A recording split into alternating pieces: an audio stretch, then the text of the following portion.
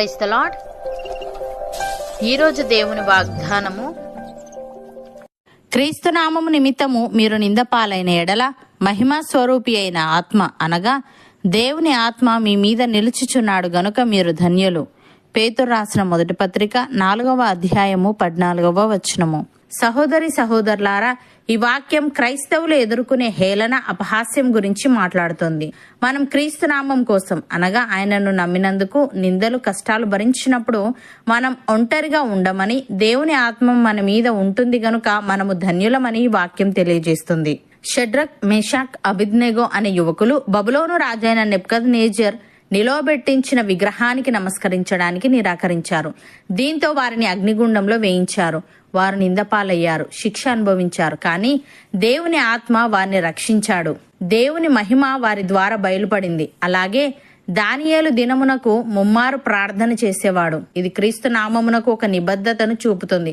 శత్రువులు ఇది చూసి రాజాజ్ఞ ప్రకారం అతన్ని సింహాల గుహలో వేశారు.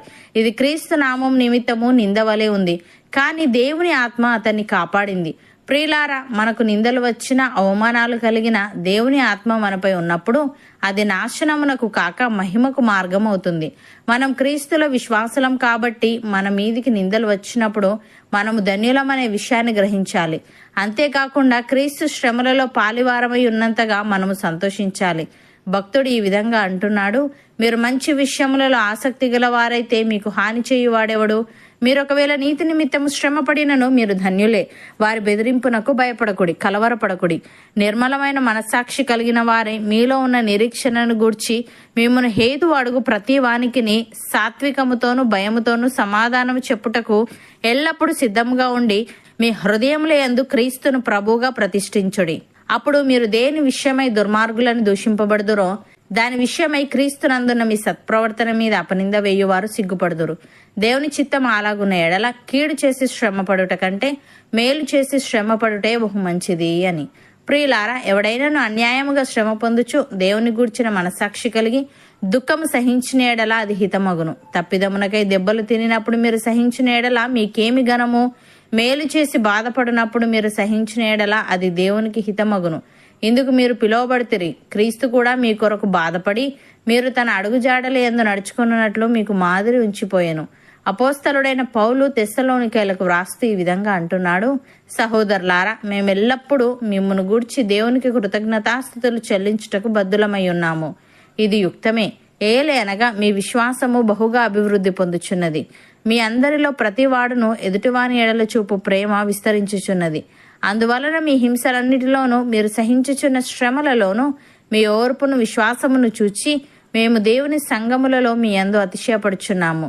దేని కొరకు మీరు శ్రమపడుచున్నారో ఆ దేవుని రాజ్యమునకు మీరు యోగ్యులని ఎంచబడు నిమిత్తము మీరిట్లు ఓర్చుకొనుట దేవుని న్యాయమైన తీర్పునకు స్పష్టమైన సూచన అయి ఉన్నది.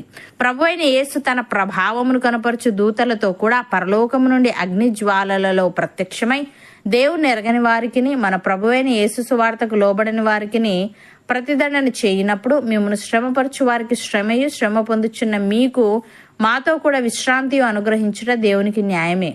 ఆ దినమున తన పరిశుద్ధుల యందు మహిమపరచబడుటకును విశ్వసించిన వారందరి యందు ప్రశంసింపబడుటకును ప్రభు వచ్చినప్పుడు అట్టివారు ఆయన సముఖము నుండి ఆయన ప్రభావం అందలి మహిమ నుండి పారదోలబడి నిత్యనాశనమును దండన పొందుదురు.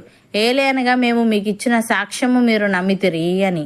సహోదరి సహోదరులారా, విశ్వాస మూలమున మనము నీతిమంతులముగా తీర్చబడి మన ప్రభు అయిన యేసుక్రీస్తు ద్వారా దేవునితో సమాధానము కలిగి ఉందము.